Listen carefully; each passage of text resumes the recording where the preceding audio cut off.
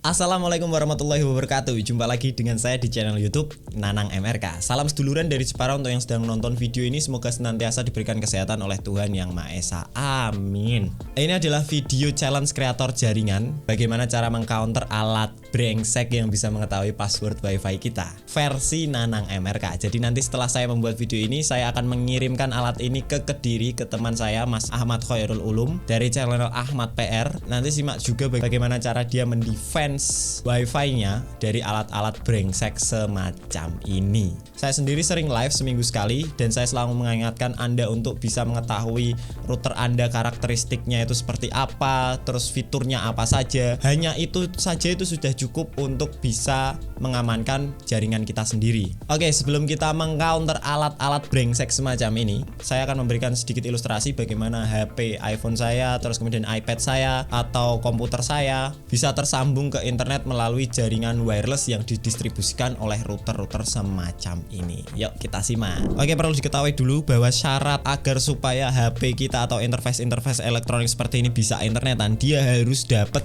yang namanya IP. Dia harus punya yang namanya IP. IP itu Internet Protocol. IP itu dapat dari mana? IP kita bisa dapat dari ISP. Jadi kita misal berlangganan Bisnet, berlangganan IndiHome, First Media dan yang lain-lain di rumah, itu nanti kita akan dikasih IP, terus nanti akan ditempatkan router-router semacam ini di rumah kita. Nah, di sini contoh ya. Kalau kita memasang IndiHome, Bisnet dan yang lain-lain di rumah, nanti kita pasti akan dikasih yang namanya router. Nah, router ini yang berfungsi untuk mendistribusikan IP address. Nanti dia akan memberikan IP ke komputer kita, memberikan IP ke HP kita, memberikan IP ke TV kita. Kalau misalkan Smart TV. Prosesnya gimana? Biasanya prosesnya adalah si router ini nanti dia akan mengeluarkan nama WiFi atau SSID. Di sini namanya contohnya TLWR 840 ya. Jadi kita tersambung ke HP, kita masukkan kita mau tersambung kemana dan kita masukkan passwordnya. Nanti kita akan dapat koneksi internet yang dialirkan lewat router-router ini.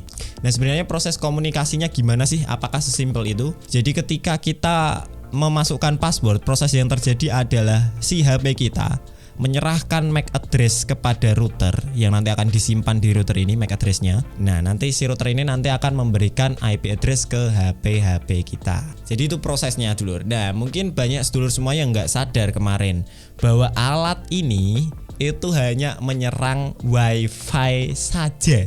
Jadi kemarin mungkin teman-teman nontonnya kurang detail dan fokus kepada alatnya bisa mengetahui password WiFi kita dan yang lain-lain. Jadi alat ini tuh tidak sampai masuk ke firewall yang kita buat dulur.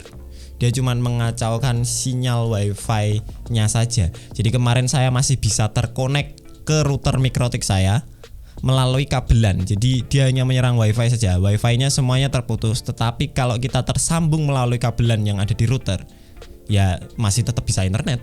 Karena yang diserang alat ini cuman jaringan WiFi aja. Nanti kita akan sampai ke sana ya. Apa aja yang bisa dia serang sih. Nah, perlu sedulur semuanya ketahui bahwa router ini bisa membagi-bagikan IP dan bisa mengirimkan internet lewat jaringan WiFi.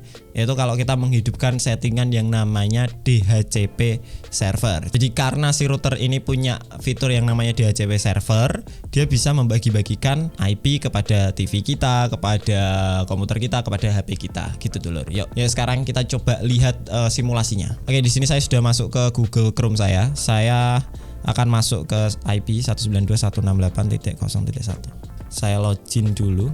Di sini saya mencontohkannya pakai TP-Link TLWR 840 ya lur ya. Mungkin sedulur semuanya interface-nya akan berbeda, tapi semua router pasti punya fitur DHCP server. Ya sama kayak Android lah lur. Ada yang Poco, ada yang Infinix, ada yang Xiaomi, ada yang Oppo, tapi mereka sama-sama Android. Mungkin tampilan UI interface-nya akan sedikit berbeda kalau di sedulur semuanya. Sini saya hanya mencontohkan saja, akan memperlihatkan. Nah, kalau di TP-Link ini ada yang namanya DHCP lah. Di DHCP ini, jadi dia dapat internet, dapat IP gateway-nya adalah 192.168.0.1 ini. Supaya nanti dia bisa untuk terkoneksi ke internet, HP saya kemudian iPad saya nanti dia akan memberikan IP. Jadi nanti TLWR 840-nya dia akan memberikan IP yang satu segmen dengan dia. Satu segmen itu seperti apa? Mudahnya adalah seperti ini. Jadi ini 192.168.0.1 ya. Nanti di belakangnya ada tambahan angka. Misal 1.135, 128 Lah segmennya itu dari mana? Nah kita bisa mengaturnya di atas ini deh. Nah ini start IP address-nya dia bisa membikinkan mulai dari 192.168.0.100 sampai 199. Jadi nanti bisa total 100 IP. Karena 100-nya ikut ya. Di sini ada juga yang namanya list time. List time ini adalah istilahnya waktu sewa IP lah. Jadi nanti kalau kita tersambung ke internet, kita akan dikasih IP mulai dari sini sampai sini. Selama ini, misal kalau kita pergi keluar rumah dan tidak tersambung dengan wifi kita, misal kita pergi keluar rumah beli rokok, selagi itu kurang dari 120 menit, selagi itu kurang dari 120 menit, kemudian kita tersambung lagi ke wifi kita, maka kita akan diberikan IP yang sama. Nah ini list time-nya kalau di TP-Link kita bisa ngatur sampai 2880, itu berarti sekitar 2 hari kayaknya. Nah kalau di jaringan Mikrotik, start IP address dari mulai 100 sampai 199 ini, kalau di jaringan Mikrotik ini adalah namanya IP pool. Nah, jadi nanti kita bisa melihat siapa yang connect dan dapat IP berapa di DHCP client list ini. Oke. Jadi di sini ada komputer saya tersambung lewat LAN ya. Ini MAC address-nya ini, kemudian IP-nya ini. Sekarang saya akan coba konekkan iPhone saya. Kira-kira kita dapat IP berapa dan di situ akan tercatat seperti apa. Dan di sini saya mendapatkan IP 192.168.0.1 ya. Ada MAC address-nya itu. Sekarang kita coba tengok di router kita. Kalau kita refresh, nah di sini ada iPhone Nanang MRK, namanya apa, terkonek, MAC address-nya ini, assign IP-nya ini, dan list time-nya sisanya ini. Salah satu cara untuk mengamankan jaringan kita adalah kita membatasi DHCP servernya sesuai device kita di rumah. Misal kita punya TV, terus kemudian HP dan yang lain-lain yang mau terkoneksi WiFi, jumlahnya ada 6. Nanti kita bikinkan IP address hanya 6. Supaya device lain selain device kita nanti dia tidak dapat koneksi internet atau tidak dikasih IP. Lah caranya tadi di DHCP servernya kita setting aja. Misal di sini saya mencontohkan ya di HP iPhone saya ya, berarti dia start dari 100 dan berakhir 101. Ini artinya router saya hanya bisa memberikan IP 2. Artinya hanya boleh ada 2 device yang terkonek ke jaringannya dia. Kalau kita setting DHCP servernya seperti ini. Jadi start dari 100 dan berakhir di 101. Nah, anggap saja saya menyerang dengan iPad saya dengan alat ini seperti kemarin persis, dan kita sudah dapat passwordnya. Dan kita akan coba koneksikan iPad saya ke WiFi dari TP-Link WR840. Oke, kita pergi ke WLAN. Ini kita udah dapat passwordnya ya di TP-Link WR840. Passwordnya Nanang MRK. Oke, kita gabung. Dan dia hanya muter-muter saja, tidak dapat masuk ke wifi-nya dia. Itu adalah salah satu bagaimana kita mengamankan jaringan di rumah kita. Jadi kita membatasi hanya device-device atau perangkat-perangkat kita aja yang bisa masuk ke jaringan wifi kita sendiri. Itu adalah cara pertamanya. Yang pertama adalah membatasi DHCP servernya. Kita masuk ke cara yang kedua, dulur. Jadi alat ini sebenarnya dikompil dari salah satu tools di Linux dan itu sudah lama sekali karena dia dikompil untuk menyerang teknologi-teknologi router di zaman itu. Jadi dia hanya bisa menyerang WiFi dengan lisensi tertentu. Di sini saya akan mencoba perlihatkan kepada Anda. Jadi setiap router itu punya standar sendiri yang sudah diatur oleh IEEE. IEEE itu Institute Engineer apa gitu, lupa aku. Itu semacam PBB-nya jaringan. Jadi dia mengatur standarisasi. Kita coba ya. Kita coba search IEEE. Jadi IEEE itu kepanjangan dari Institute of Electrical and Electronic Engineers. Sebuah lembaga.